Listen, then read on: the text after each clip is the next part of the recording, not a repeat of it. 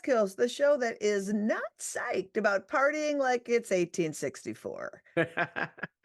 I'm Liz Winstead, and laughing her way to the oppression is my co-host, Moji Alamo-Dale. Today, we are talking about Arizona's terrible, horrible, no good, very bad time machine. And we look at the sneaky ways states that passed abortion ballot initiatives are proposing to ban access to care. Spoiler alert, it's all about the Benjamins, baby. And some amazing news out of Indiana, where for once, religious liberty works in our favor. What? It's true! And we got guests straight from her hilarious new comedy special, Cis Woke Grief Slut. Comedian and veteran Conan O'Brien staff writer Laurie Kilmartin is here. Plus, American University professor and abortion data scientist extraordinaire, Dr. Tracy Weitz is in the house to talk about all the junk science that's been validated to destroy abortion access and what the true answer is to restoring full bodily autonomy once and for all. We're here for it. Let's do it. Whatever it is, let's do it. Oh my God. But so much going on. I'm going to just say I didn't eclipse, but I eclipsed and it was lovely. My child eclipsed. He was like, this is great. This is great. This is great. Can I look at YouTube now? yeah, I know. Well, I'm in Minnesota and we had cloud cover and it was not even in the path. So we had like, nice. We just had like a dip in daylight. It just felt like just a little bit like a sigh. We had a partial eclipse of the sun, of the heart, partial eclipse of the heart. Partial eclipse of the heart. Partial eclipse of the heart. Yeah, we had like almost 90% in New York. But when you put the glasses on, it was actually pretty cool. Yeah, those glasses are cool if you decide to get them in advance, like most people did not. Somebody should really just keep those on hand and sell them at a premium for when the eclipse comes, because everybody's scrambling. And I feel like you could really black market up some eclipse glasses. Apparently, people in Harlem were just sharing. And I was like, guys, it's still COVID. Yeah. I mean, eye COVID, is that can you get COVID through the eyes? I just feel like the eyes are close to the nose and then there you are, sick again. That's true. But people were really, actually, I feel like in Harlem, people were really kind of communal and nice. We went to Brooklyn, but to the graveyard, to the Greenwood graveyard. And that was really cool. It was actually a really cool opportunity. And they had a bazillion glasses there. So in the future, if there's an eclipse and the Greenwood Cemetery invites you, just go there. They stocked up. Well, fantastic. Well, I guess we should move on. But before we do, just a quick little thing. Moji and I are going to be together with a whole bunch of the AAF gang in Minneapolis, April 20th. My home state. Your home state. Are you claiming Minnesota now? I was born in Maryland. But we'll take you. April 20th and April 21st is the Twin Cities screening of No One Asked You at the Minneapolis St. Paul International Film Festival. Well, here's the bad news. The Saturday night screening is sold out, but there's a Sunday screening and we're all going to be at that at 2 p.m. But there is a really dope party Saturday night, 8 p.m. It's a fundraiser for Abortion Access Front. If you live in Minneapolis, Tricky Mickey is going to be spinning. There's going to be pizza and vegetables and sweets. I'll be rump shaking. Moji's going to be rump shaking. There's going to be a whole bunch of really cool silent auction items. And you can bid on a chance to sing a duet with some of your favorite singers in Minnesota. Janie Winterbauer from the Suburbs, John Munson from the Semisonic, Jeremy Messerschmidt, Tricky Mickey herself, and moi. That's right. You can bid on singing a duet with me. It's going to be disco and funk. It's going to be duets. It's going to be drinking. It's going to be hanging out with the AAF crew. All the information for getting tickets to the after party and to the Sunday afternoon screening, you can go to msfif.com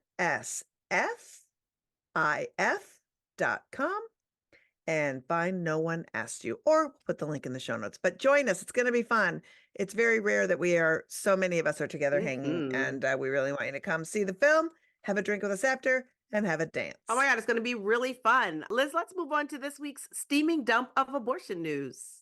The Arizona Supreme Court has upheld a draconian abortion ban from 1864, passed before Arizona became a state, before women could vote, and before medical science discovered washing your hands after you wipe your ass could prevent you from getting poop in your mouth. When the decision came down, Arizona conservatives were extra gaslighty, crying, "This is appalling," proceeded to reject a vote to repeal the ban, then headed on vacation. Arizona, the land of election deniers, and erection deniers. Turned out glamping with Clarence Thomas and the Ginsurrectionists is not the only pastime extremist impresario Leonard Leo has. The fifth horseman of the apocalypse is also puppeteering anti-abortion attorneys general to enforce every criminal penalty for accessing abortion in their states. I would say get a hobby, Lenny, but I feel like this is his hobby. And finally, in Alabama, a 36-year-old woman was denied an abortion after discovering her pregnancy was not viable. Fluid had built up throughout the fetus, there was evidence of heart defects, and a tumor was found on the abdomen that was roughly a third of the size of its entire body. Despite all of this, the ghouls the state of Alabama put in charge of our bodies ruled since each condition by itself was survivable, it didn't meet the criteria for termination. The Alabama Crimson Tide is now officially how much hemorrhaging you must do to qualify for an abortion. And that has been your steaming news dump. And man, it was a triple flusher. What the fuck? Liz, did she at least get out of Alabama and get the care that she needed? She did. I think she went to Florida, but think about just the dystopian world we're living in now. As we talked about last week, the state of Florida has a 6-week ban that's going into effect in about 2.5 weeks. And so, holy shit, if this would have happened 2.5 weeks ago, somebody like this person, the closest place they could go now is Illinois. Or they can when all of this is done. But also, she shouldn't have to leave Alabama. Like, let's be serious, right? Like, she should be able to stay in her state and get this thing called health care that everyone deserves in the state that they live in. Also, what kind of creepy panel that is obviously not made up of doctors says you can't have your abortion because individually all the things that are wrong with your fetus might not be fully, might not kill the fetus. So that's like saying, well, you have melanoma and you have small liver cancer and you have throat cancer. We can treat all three of those things separately. So we're just not going to treat you at all. Yep. Like what? Basically where they settled. Also, the fact that like a person has to wait for a panel to decide that they need healthcare is just appalling. And I feel like when I was younger, when the Affordable Care Act was being debated, the Republican talking points were actually like, oh, they're going to be these death panels that'll have to decide what kind of care you get. And here we are. And the Republicans brought it. Well, and what's really creepy is it's 2 panels. Right. This person went to the first panel that screens, and that first panel said, oh my God, give this person their abortion. And it's this second panel that said, you know what? We do weird math and we're going to do everything in our power to not grant you that abortion. So we're going to create this wildly bizarre scenario that these 3 horrifying anomalies separately aren't as bad. So we're not going to act like this fetus has all 3. I mean, I don't even understand how it works. It's terrible. It's terrible. Also, that death panel shit that you talked about, that was about hospice care. Mm-hmm. That was literally about hospice care. And they were like screaming about death panels and because they didn't want to cover hospice. So fuck these people. It's really a problem. And that story is just one of many. And Alabama going to Alabama, and with Florida, sort of out of the game now, the whole American South is just an abortion tragedy. I feel like every 2 weeks we're talking about Alabama. Why is Alabama so thirsty? Why do they want to be on our pad so bad? Alabama really is thirsty. They're really like, they're talking about me. I don't care how, but they're talking about me. All press is good press. It's not Alabama. Stop it. It's really gross. Yeah, learn that, Alabama. All press is not good press. Liz, let's get to the stories that we want to break down further. And this is good news, so I'm super excited.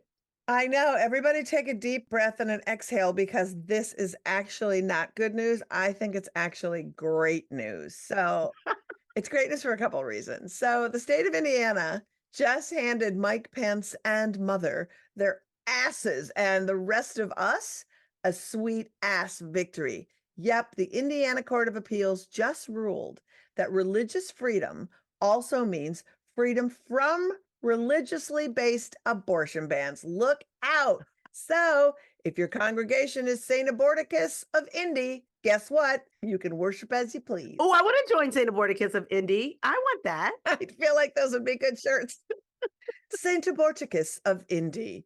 Yeah, so this story, I feel like This story started right after Dobbs. Remember, if you're a regular pod listener, Indiana was the first state right after Dobbs that passed a ban on nearly all abortions. And right away, the ACLU of Indiana sued on behalf of 5 anonymous Jewish, Muslim, some other spiritual plaintiffs, and the group called Hoosier Jews for Choice. It's kind of a great name. That's a great name.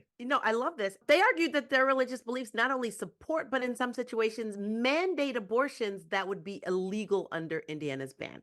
And this is the brilliant part. They cited RFRA. Hold up. RFRA is the vocabulary word. So I'll lay it out for folks and then you can continue with the story. So RFRA stands for Religious Freedom Restoration Act that basically said there can't be laws put in place that force someone's religion upon another citizen, right?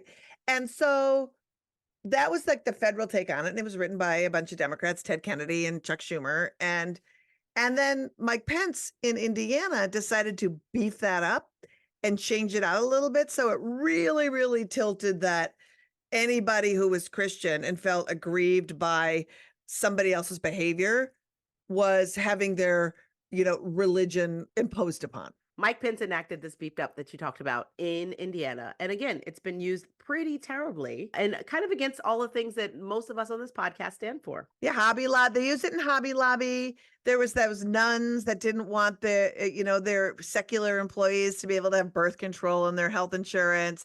That creepy web designer. The one that was never asked to ever once do a website for a gay couple. Yeah, that one.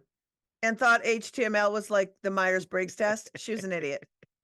Yeah, and never was going to do it. Yeah, all of that, right? So the good news is, the thing that I really love is that this panel of 3 judges out of the Indiana Court of Appeals, who were 2 out of the 3 were Republican appointees. In fact, fun fact about the Indiana Court of Appeals, there's 15 members and half of them were nominated by Republicans and only 1 was nominated by Mike Pence. And there are a lot of women. There's like 7 women on that court, which is also pretty exciting. Yeah, it's pretty exciting. So this 3 panels, they were just like, look, they were not in any way, shape, or form fucking around. They did not hesitate. They unambiguously said that the Supreme Court has set the stage when they overturned Roe to put abortion and these kind of rulings right in our laps. So now we're going to squarely as a state look to see how the other pieces of the Constitution and how our laws play out in Indiana. And this was a 76-page ruling. Like, they really thought it through. They combed through the text.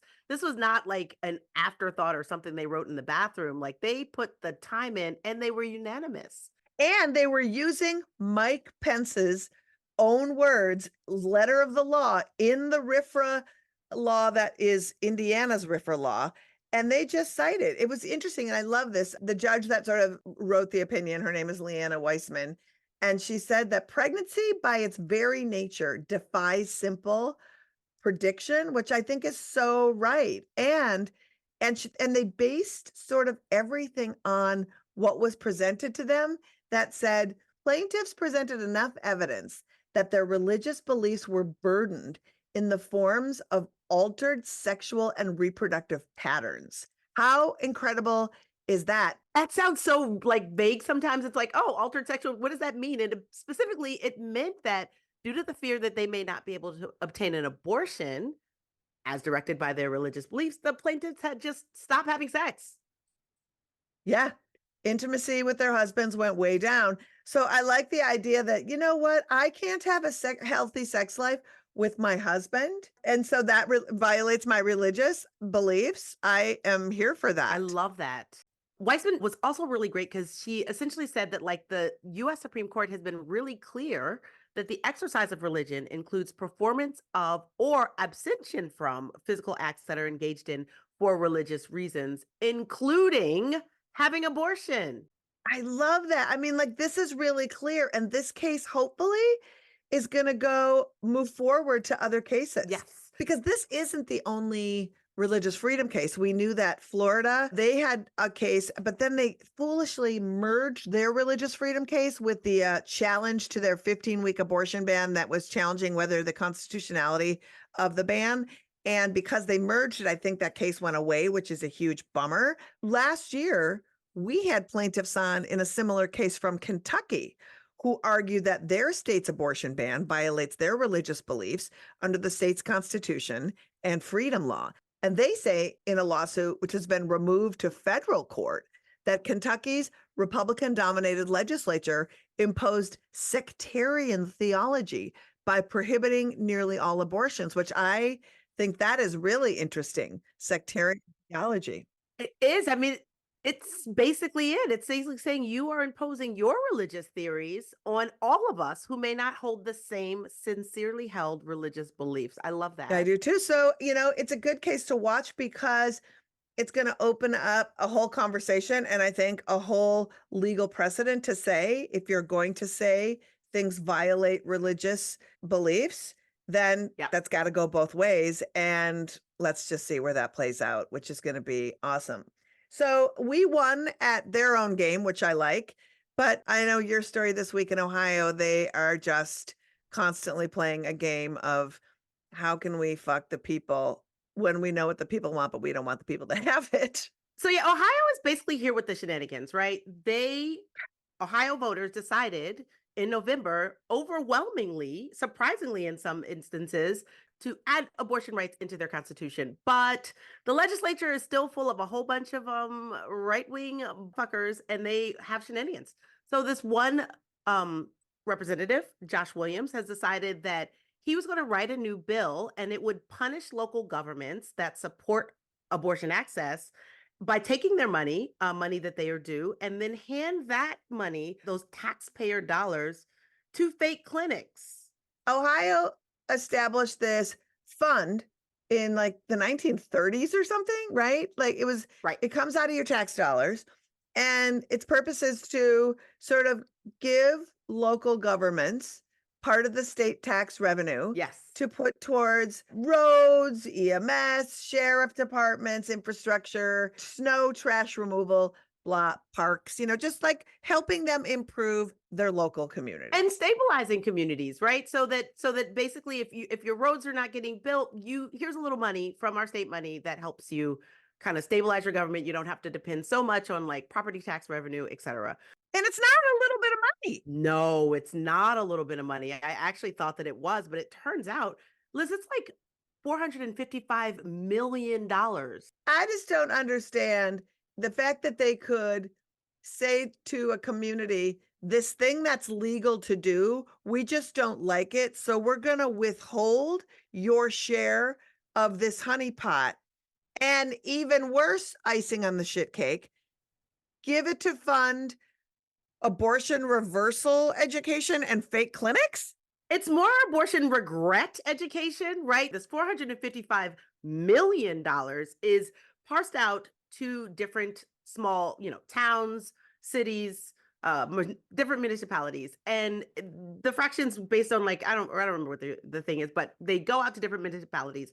And they're essentially saying if that municipality decides that they are going to put any money towards abortion support, right? Any money towards abortion travel, an organization that helps people with abortions, then that amount of money will be deducted from what they get from the community pot of tax revenues.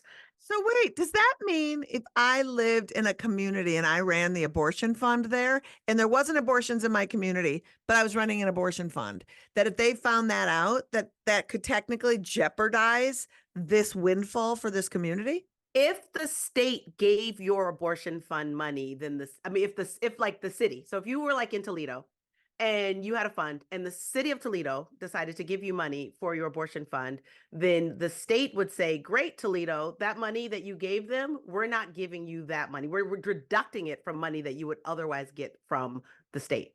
So basically, if a clinic took Medicaid. Yes. Mm-hmm. State Medicaid. Yes. Yes. If a clinic took state Medicaid, that's exactly right. And so but what's wild to me is also that it would go to it would basically create a pot, and then that pot would go to fake clinics to help people with abortion regret, which is not a thing. No, it's not a thing. This is essentially, in my opinion, just another way to take taxpayer money and hand it to fake clinics. It is a payoff to fake clinics. The short-term memory of Ohio politicians, Ohio voted in August, like August, and then again in Yeah. November, twice. Yeah. Twice in 2023, they Uh-huh. voted to not up the threshold, to not let it be on the ballot, and then in November, overwhelmingly voted for it. So they just don't care. Also, what's really heartbreaking about this to me is like this is money again that goes to maintaining roads, maintaining bridges, maintaining basically the infrastructure that everyone in the community moves through, and they will punish that community because that community believes that people in their community have the right to health care. Health care that overwhelmingly Ohioans said we absolutely want to be available in our state. Just to be clear, they just introduced this bill, but when Moji and I both saw this bill, it was like, this is the beginning of shenanigans that are going to happen in all of these red states where abortion ballot initiatives look like they're going to be wildly successful or have been successful. So, in finding any way to not actually enact the constitutional right to abortion, they're going to figure out ways to siphon finances or siphon anything out of the process to access care. So, let this be the warning shot. We're going to be bringing more stories as more municipalities try to skirt around these issues. Just a reminder, this is the beginning. As always, these stories will be in the show notes, and you can find the best, most up to the minute resources on accessing abortion care and funding for your care on our website, aafront.org. Our Charlie chatbot on the bottom right will walk anyone, anywhere in the country through their options and resources for abortion. Liz, will you introduce our first guest? Because I'm really excited to talk to her. I will indeed. I am very excited. Our first guest is a national expert on abortion care policy, culture, politics, and data in the United States. She's currently a professor of sociology and director of the Center on Health, Risk, and Society at American University in Washington, D.C., and she is the best. Please welcome Dr. Tracy Weitz. Tracy, Hi. Liz, Moji, hi.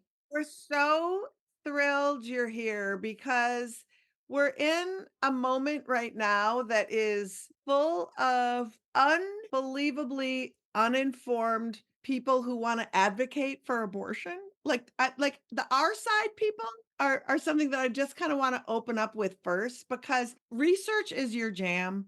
People are your jam. Like, you are my go-to person on looking into data. We listed all of your bona fides in the intro. So, as we are looking at this moment where the public is demanding Mhm. full access to abortion, and the Democratic Party is landing at Restore Roe, like, talk about your work in knowing what people want and why this is such a terrible position. So thanks for having me. And it's really sad that for 50, almost 50 years, we were given the crumbs of Roe, right? So Roe was decided in 1973. 3 years later, we stripped public funding through the Hyde Amendment. And ever since then, it all goes downhill. And every time there's a court case, we lose something more. Oh, so teenagers need to ask their parents. Oh, you need to, wait 24 hours. Oh, we need to show you your ultrasound. Oh, we need. And so, like, this is all under Roe, right? So, what we end up with right before the Dobbs decision is 800 facilities left in the country doing abortions for about 1 million people. People having to travel long distances, people having to, not pay rent, not pay their childcare, in order to beg somebody for an abortion. And then Dobbs happens, which is truly awful, right? Like, to be stripped both symbolically, to be stripped of the sense that we have any bodily autonomy, but also instrumentally in the fact that we have these 15 states where people can't get an abortion in the state. But it wasn't not good the day before Dobbs. Right. It was really bad the day before Dobbs. And so to even entertain the idea that we want back that day before Dobbs, I think is a tragedy. And if you weren't paying attention during those 50 years, you might think that, oh, it's so bad today. But let's just be honest. The reason people think that it's bad today is because suddenly someone like them is on television talking about an abortion that they think is legitimate or worthy, right? Somebody who wants to be a mom, somebody who really is very, very sad. All of the things that we think justify an abortion. And I think in some ways that's why people suddenly care about abortion, is because they can imagine themselves and they can imagine someone worthy of being denied abortions. But I think the people who we denied abortions to the day before Dobbs deserve, everything that they need to be able to access an abortion, have an abortion, do it in a destigmatized way. And so Roe is absolutely insufficient. I love that you said this. And I just want to, since the Dobbs decision, there have been all these class action suits, right, to allegedly combat or clarify these bans. And in your study, when you worked with the Turnaway study, we had Diana Green Foster here a couple weeks ago. Your study talked to the people who don't have access to the Center for Reproductive Rights, right? People who do not make good sympathetic media studies. And those are really the people we're not hearing about still. Right. How, based on the research you have, like, how do we help them? How do we reach out? How do we find out the information we need? Yeah, I'm so glad you had Dr. Foster in the Turnaway study, because I always want to remind people when I'm talking to them that the Turnaway study was done under Roe. Right. Right. So when we talk about the harms of denying abortions and people talk about the Turnaway study, like that is the story of Roe. Right. So that is not the story of Dobbs. Dr. Foster will write the story of Dobbs, but Turnaway is the story of Roe. And there are two things that I think are super important about that. One is that we have gestational limits under Roe, and we have gestational limits at the state level, and those limit people's ability to have abortions. And right now we are, as I would say, pro-choice movement, let's just call that the like sort of organizing for legal abortion today, reifying and re-entrenching those gestational limits into state law. We did it in Ohio, we did it in Michigan, we're going to do it in Florida, we're going to do it in Missouri. And all of those are going to recreate the Turnaway study in those states. Because most abortions happen early in pregnancy, but some people need abortions later in pregnancy. And those are always the abortions that we have sacrificed in the name of some kind of social compromise. So I think that's what's important about the Turnaway study. But the other thing is that, so the folks in these lawsuits, right, the Center for Reproductive Rights lawsuits, whether it's Texas or Tennessee, these are people who have these deserving abortions, right? Like they are sympathetic characters, they want to be moms, they demonstrate. And I did some work years ago with Katrina Kimport and Laurie Friedman, and showed that we already had true disparities in who had access to those kinds of exceptions. So under viability lines, people need a doctor who agrees to do that because they think it's in the best interest of the patient, right? That it's in the health or life interest of the patient. And those abortions already were stratified, right? It was people who were high end, it was people who had relationships with doctors, it was people. So we already had a system where people were being denied abortions based on their characteristics. What's happening now is that it's applying to everybody, not just some of the people who didn't demonstrate these kinds of what we called gender maternal performances, right? Sadness, wanting to have a baby. You can't be irreverent about your abortion. You can't be like, this is actually a super good thing for me to do. You have to beg for it. And I've always said that, like, we will give abortions to the people who want them the least. And it's that shame sword that is the most disgusting, right? And when people say life-saving abortions, they put it in this medical term of like literally physically dying, when anybody who wants an abortion is literally considering how their life goes forward. And it is about saving their life. And until we can shift this narrative, and we have accepted a narrative since Roe, we have accepted the anti-abortion narrative. We have not required our side to self-examine anything around the social goods, the community good that abortion brings. And instead, somebody just throws out 15 weeks. It's like somebody saying, like, you know what? The color red really agitates a bull.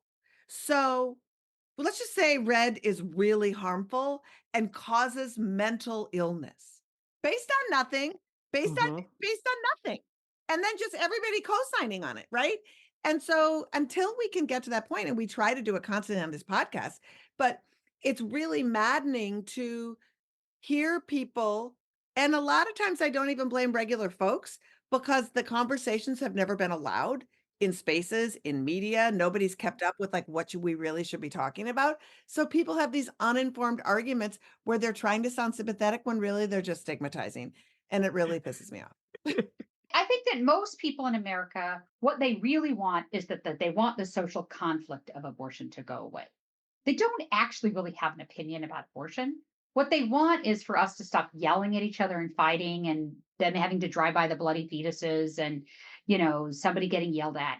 And so they imagine that there is this magical, weak compromise that we can come to that will stop the fighting. And I will be very clear, I'm never stopping the fight until everybody has an abortion that they want on their terms in a way that is, accessible and affordable to them. I'm in this fight. And the other folks are in this fight. So I say hunker down. We will get over this, but only when we accept modernity, when we accept that, women deserve bodily autonomy, when we decide that anybody who gets pregnant actually gets to decide the full trajectory of that pregnancy, even if we disagree with the decisions that they make. And so we are in a struggle over the meaning of pregnancy and control over bodies. And we're just in it. Tracy, I'm in this fight with you, and I actually do agree that a lot of people want just the fighting to stop. But I also think that the anti-abortion movement, with the help of our media, has done an excellent job of seeding misinformation as though it's actual facts. And we say this in almost every single abortion case that's gone to the Supreme Court. We saw this in the recent mifepristone case, where basically all this junk science came from anti-abortion doctors and a dentist, right? That basically were using research that came from a biased source that was cited in the case that made it to the Supreme Court.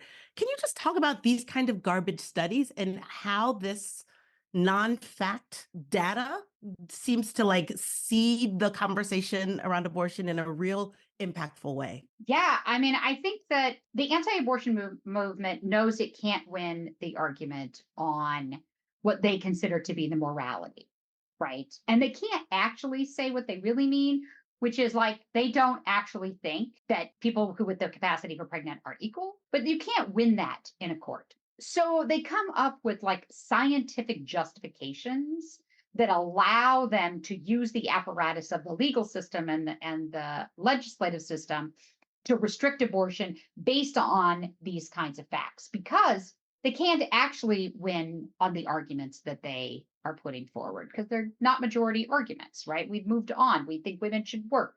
We don't think people should have 13 children. We have actually evolved as a society.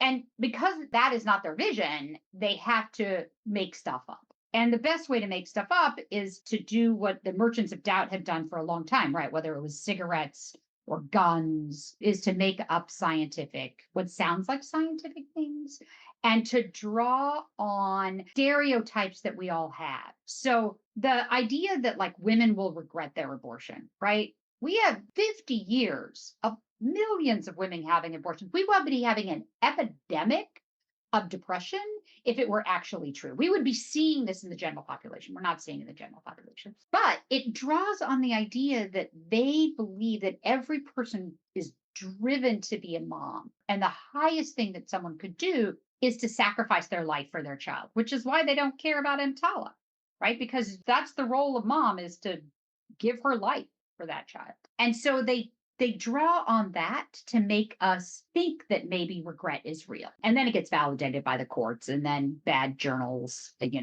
publish those studies. And then those studies get cited by other bad journals. I mean, I don't know if you remember, but Everett Koop, remember him? Oh, I do remember Everett Koop. He was in the Surgeon General back in the Reagan administration. Yeah. And Reagan asked him to go study the science about how abortion was harmful to women.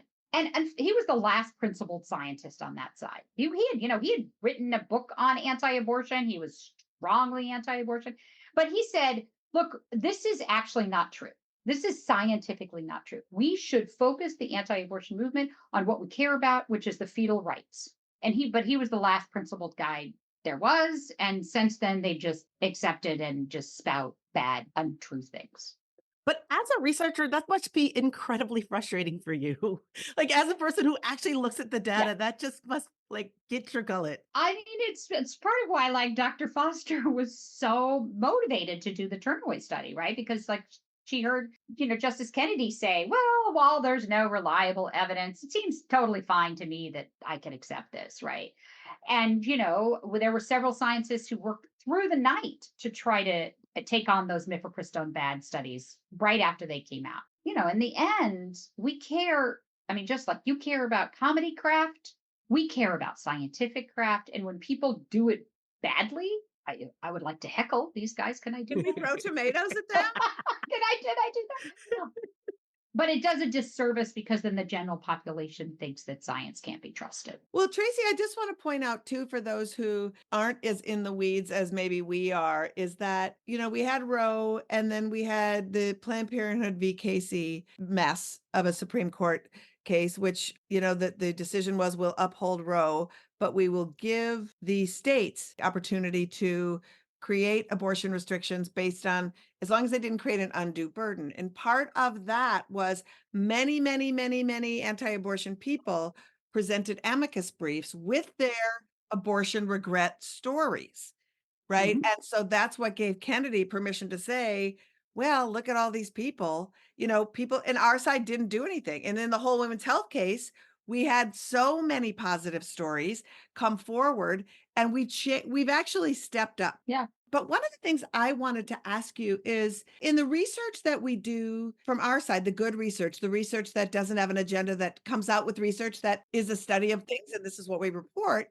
One of the things that came out this year that was really interesting was that mifepristone used to be 53% of the Mhm. abortions that happened in America. That number shot up post-Dobbs to 63%. You and I were having a conversation, and you said to me, oftentimes these big institutional research outfits have to sort of go by the data they have, but there's so much other empirical things that we know that we can't quantify. Therefore, that number might be even lower. Can you talk a little bit about that 63% number that came out of Guttmacher and why that number might even be higher? It's all about like how the measurements happen, right? So historically, we've only measured abortions in the formal healthcare system, right? So we know that people were buying drugs, buying these pills on the internet. They were accessing services from an international telehealth service.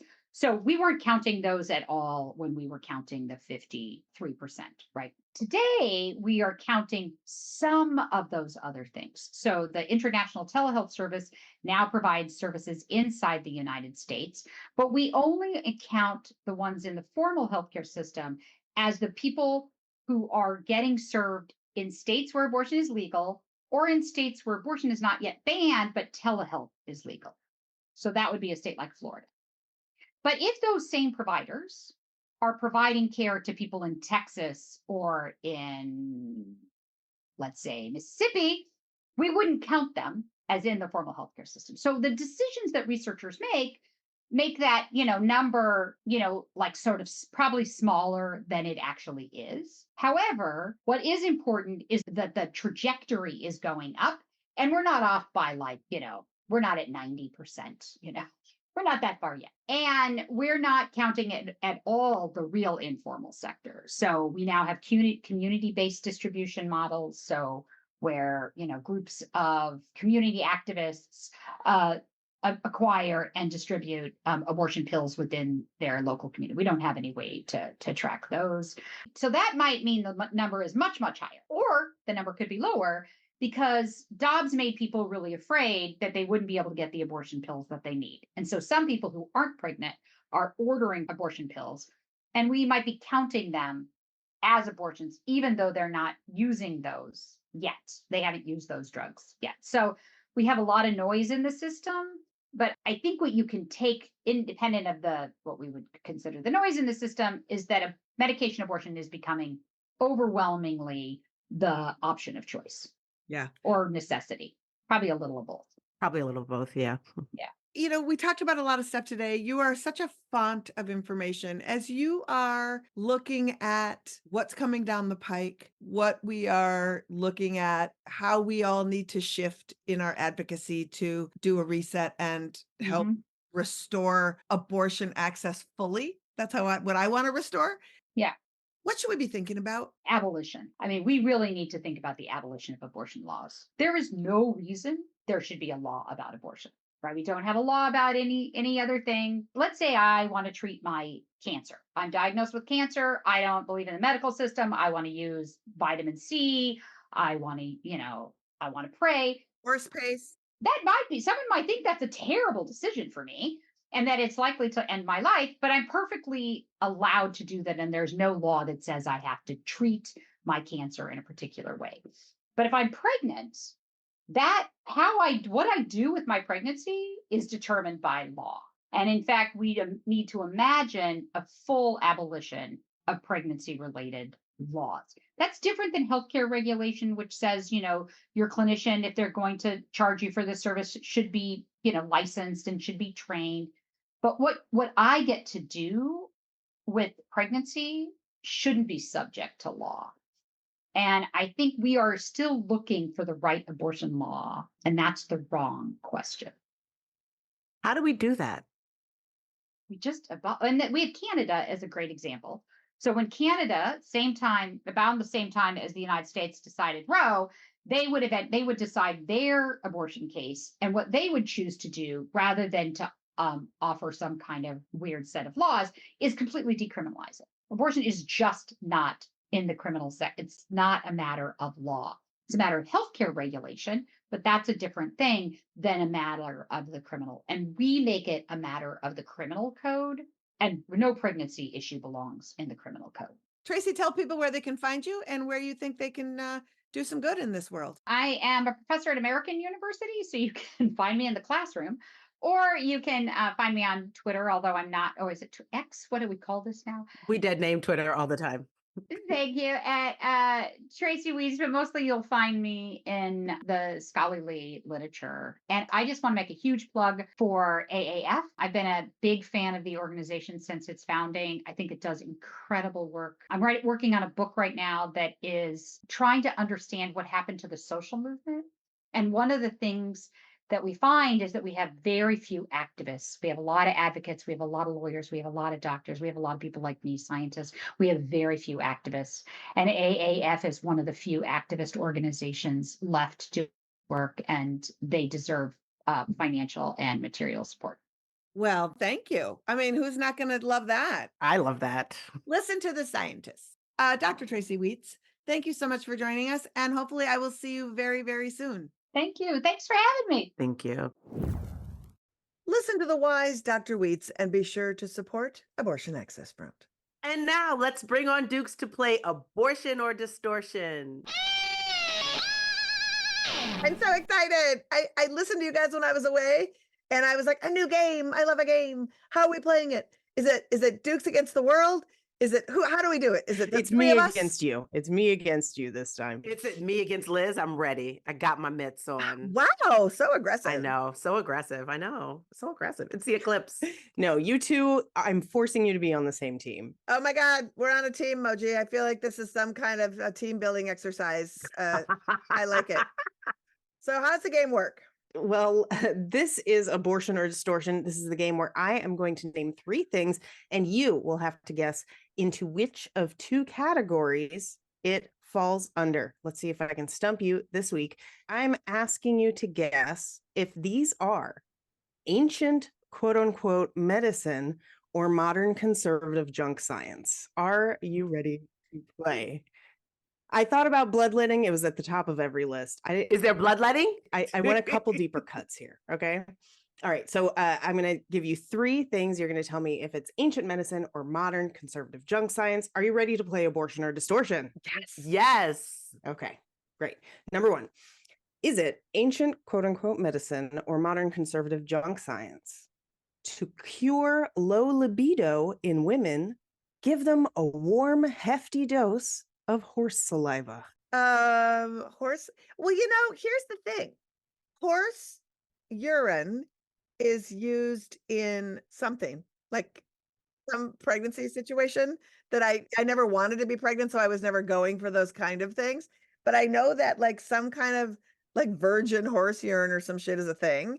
So I'm gonna say it's ancient, ancient medicine. Medicine. Yeah, I'm backing you up with ancient medicine. That sounds bonkers. Ancient medicine is correct. This is a cure for low libido from ancient Egypt. Yeah. Oh, did it work? How are the Egyptians doing? You know, I feel like the Egyptians kept doing the stuff that was working, and I've never seen them running around drinking horse saliva. Also gross. Oh, so gross. So much gross. I knew that would be a fun one. Okay, so you two have 1 point. You have guessed that horse saliva was a form of ancient medicine. So number 2, is it ancient medicine or modern conservative junk science? After an abortion, the cervix can become too stretched out and can lead to miscarriages, and they call it cervix incompetence. Oh, Is this wait. ancient medicine or modern conservative junk science? So I know that not after abortion, but actually while one is pregnant, one of the many insulting ways they talk about the reproductive system of people with uteruses is an incompetent cervix. I don't know if I know that it directs to abortion per se. I'm gonna say that's a no to I'm gonna say I'm gonna say it's modern conservative junk science. That's what I'm gonna say. Modern conservative junk science. What are Liz, you what's saying, your Liz? what's your thought? Well, we have to do the same, Moji. We have to agree. Yeah, we have to agree. As I'm saying, we're talking amongst Yeah. ourselves. Let's So, let's talk amongst I ourselves. think, I mean, I know someone who had 4 abortions and 3 kids and never talked about some flappity cervix. She had the smartest I cervix mean, her you've ever cervix seen. was It wasn't like- It was incompetent at all. competent. It- was her a deeply cervix- It was a competent mensa Her cervix. cervix got cervix. into their like first schools. Like when it was like didn't have to go to their like, you know. It was not a safety school No, cervix. it was not a safety school cervix. So I'm gonna go with Moji and say that it's junk science by people who hate women. That is correct. It is modern junk science. That is something someone said to someone at a fake clinic. or at a party. Or a sexist doctor who is like, watch out for your floppity, flippity, flappity, flap. Your cervix will just turn dumb and she won't be able to do it Yeah, and then a anymore. judge will say, you know what? I can't grant you an abortion if you're a minor because Mhm. your cervix is stupid. Because your cervix is Because your that's cervix is stupid. incompetent. Wow.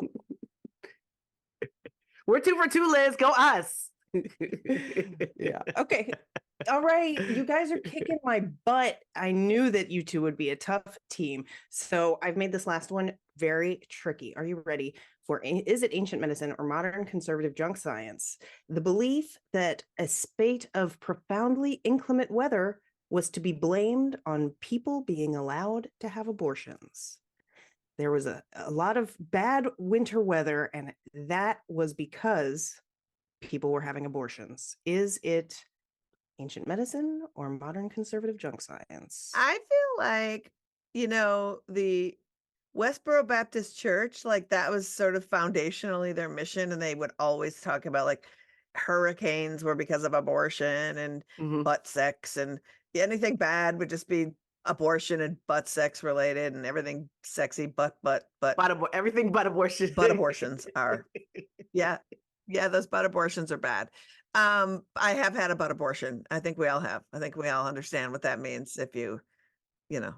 But Yeah, it's what happens when you don't wash your Yeah. hands.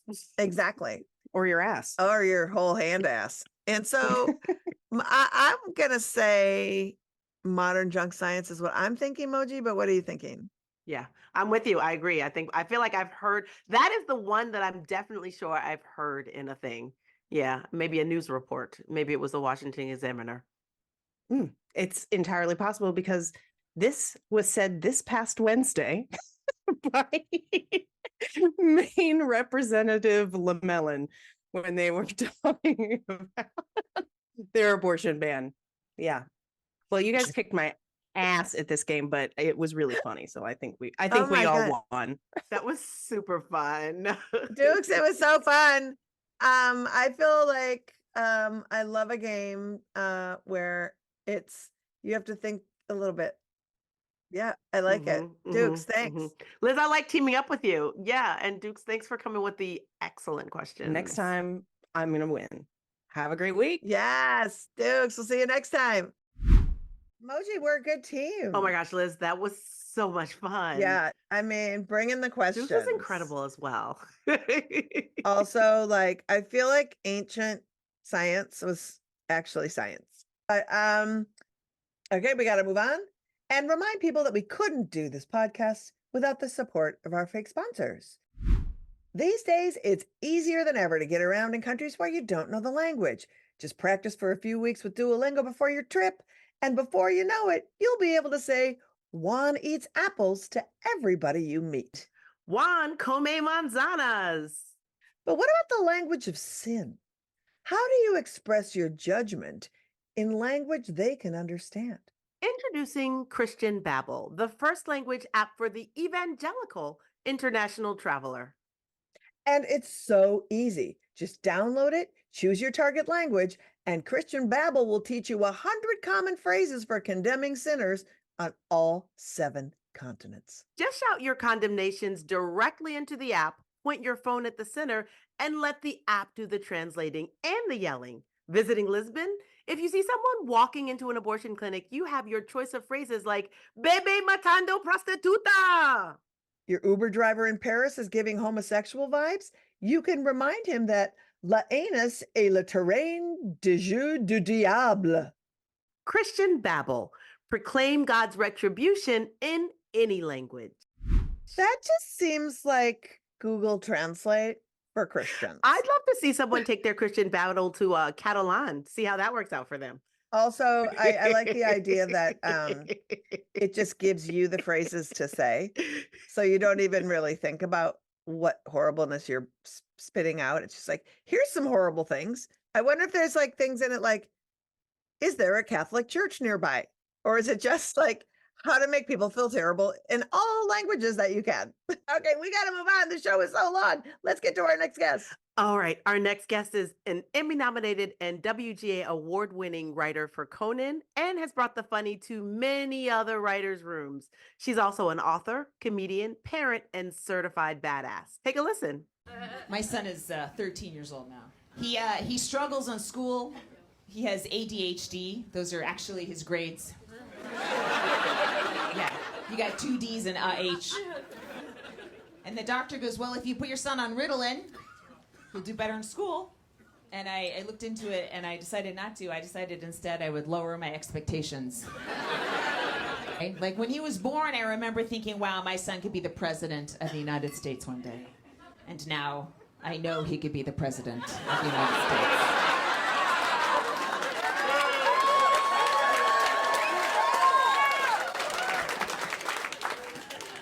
You guys, I didn't say what president. So if you're mad at me, that shit's on you. Hi, Laurie. Hi, Laura. Ladies, thanks for having me on. Thank you for joining us. So, Laurie, I'm pretty sure that cis woke grief slut is something a dude yelled at me at a protest recently, but it's also the title of your hilarious new comedy special. So, like, let's talk about the name because it seems like it's kind of like our name, right? Feminist Buzzkills, which is holding up irony's mirror to all the aggrieved assholes who just hate that we're funnier than them and also that we'd rather fuck a cactus than them. Well, yeah, and they also love to get in your comments and go, "Feminist Buzzkills, that's right." Yeah, Yeah. I actually did it first, so you don't need to be your badly, weakly sarcastic self in the comments. I know people are going to call me woke, so I'll do it, and then at least I'll take that away from them and they have to become a little more creative. It's so boring. The same attitude and the same stuff you get called, especially on YouTube. I feel like that's the worst one if you are a female talking. It's also just this inevitability of rage that you even are talking, quite frankly. Yep. Like, and it took me a long time to figure this out, but I think the internet was super helpful where it's like you just do one search of their profile and you literally have to take a Silkwood shower and you're like, oh, right. You are so garbage. Everything about you is terrible. I would never even indulge you at a bar, at a wedding, anywhere. I would literally probably hire a hitman on a friend who thought they would set me up with you. So no, like you Yeah, I'm never that bored. I'm never that drunk. Yeah. Men have way too much access to women on the internet. Oh, in general. I wish we could have some little closed off version. I don't think that's possible. I agree. I don't think that's possible at all. So your special is hilarious, but I read the LA Times piece and there was so much to unpack. And we're going to get to some of that in a second, but like, here's what I want to know, because you're literally one of my favorite comics of all time, not just like working now, woman, but of all time. And so Thanks. before we talk about your work, do you set parameters for yourself when you're choosing material? Because you are dark and funny and silly all at the same time. So do you second guess or do you not give a fuck on first time out if you choose a topic that you know is going to be controversial to some people?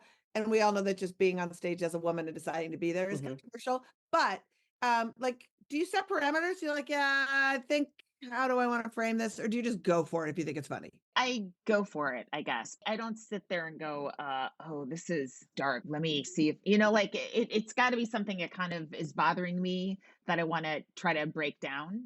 So I always just look as like joke ideas before they become jokes, or areas I want to go as like, little puzzles that it's like, oh, this is interesting. Let me see if I can put all these pieces in place and get to it. So that's kind of how I look at stuff. And I try to do it in a way that interests me, that if I were in the audience, I would laugh. So that's how I get to the jokes I get to. I'm going to echo Liz here and just repeat that you are an incredible, one of the greatest joke writers we have. Oh, gosh, thanks.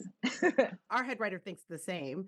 And you also were the only woman in some writers' rooms for many, many years. So how did those days of being the only estrogen bag in the early days evolve? Wait, do you think it's evolved? I don't know. What do you think? I do. Actually, from what I see, the writers' rooms are a lot more diverse and have different, there's like funny people of every possible persuasion. You can amass an incredible writer's room just from picking different voices, So it seems like a lot of the late night shows, and probably the daytime shows too, but they're less writer heavy, but they seem to have turned a corner and they get that now. That's what I've noticed. I was the only woman a couple times, and the times I was, it changed later. So, there's so many reasons to be insecure when you're in a writer's room, especially if it's your first job. That woman is just one of them. And maybe the imposter syndrome thing is part of being a woman or whatever. But I mean, I guess because I'd been a stand-up comic for so long, I was used to that dynamic. It wasn't shocking. I wasn't coming from a wholesome, good place. I was coming from mafia nightclubs. So I was used to men. I guess. It's weird having been on both ends of it, having literally been the only woman in the room and I was the person in charge, to being the only woman in the room and I was reporting to a man, and both have their own sets of fuckery of like, snowflakiness being one when I was literally the boss, and them being like, I can't believe you didn't. And it was like, are you like sad that your joke didn't, like, just write another joke? Oh my God, the temerity. When my jokes didn't get picked, I'd be like, oh, I suck. I got to write better. I would try to come up with an action plan to, maximize my brain or something, and to actually go to the head writer and go, why didn't you pick this? That's insane. I would never do that. Never. But also, it was, to me, I felt like you're creating me as a mommy figure, not a person who is like skilled at understanding how to pick the right joke or punching up a good joke. You're literally like, but can we just talk about what? No, we can talk about what? We're moving on. The joke goes on in like an hour and a half. Move on. Tomorrow's a new day. Come on. Wow. Did you ever want to send them to their rooms? You want me to be your mommy? Go to your room right now. I wanted to send them to their rooms, but I knew that if I had to go get them, I would have to enter the den of filth. It's the size of solitary confinement, a writer's room. It is writers' offices at comedy shows, and Laurie, correct me if I'm wrong, are worse than like being sent into the hole.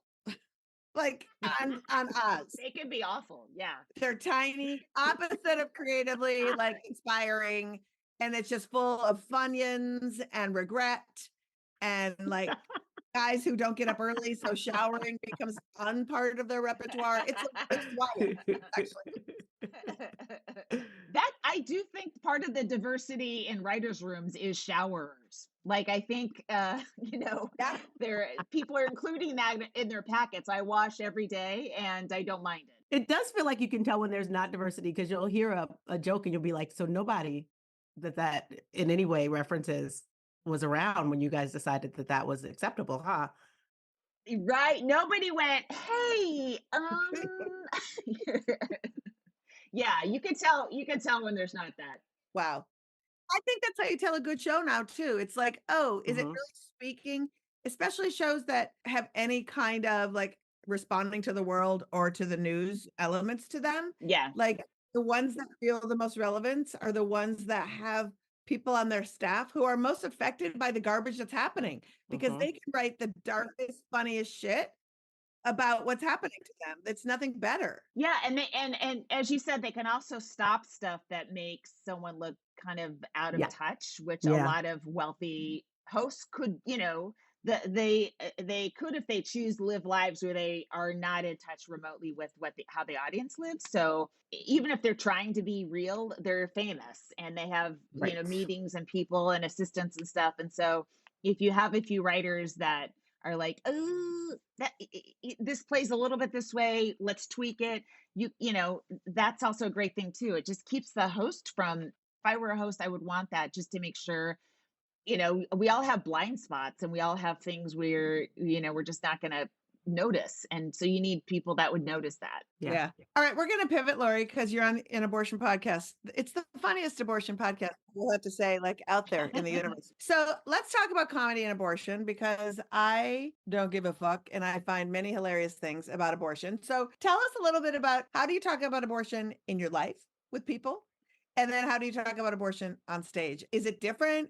And do you curb it? Do you say abortion? Do you say reproductive right? Like, how do you dive in? Oh, I totally say abortion on stage. I try to treat it like it should be treated, just a normal thing that people do, and if anything's weird about it, it's people's reaction to it, not the actual act itself. So that's kind of always how I've talked about it. When I was like in the 90s, when I was traveling, in the South, I had a very quick abortion joke. I went in and I tied it to being Catholic, and then I got out really quickly and I went on to the next thing.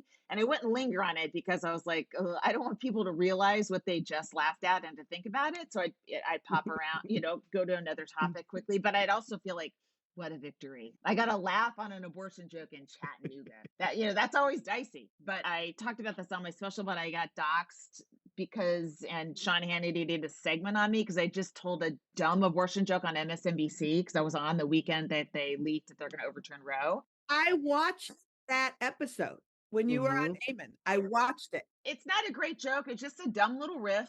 And there was no reaction on Sunday night. And then MSNBC put it on Mediaite, and then that got grabbed by Steven Crowder, and then it went into this Facebook right-wing, fake TV show, however they do, whatever they do, and then Sean Hannity picked it up. But it was like the amount of vitriol just for joking about it, not even saying, "Oh, I've had one." I was sickened by that, and I've always admired anyone that would come forward and say that they've had one. That legislator, I think in Arizona, saying she needed one. I know the hate she must have gotten has been horrific, and just for joking about it, it was ridiculous, it was scary. It seemed really scary. Did you taken off guard? Yeah. A lot of emails. Someone sent me a picture of my house. Then I later realized they got off Zillow, but I was like, was someone standing across? And for a while I thought it was, I don't know. It was just weird. Did you, find any new fans? It's some people say, love your work. Love your work.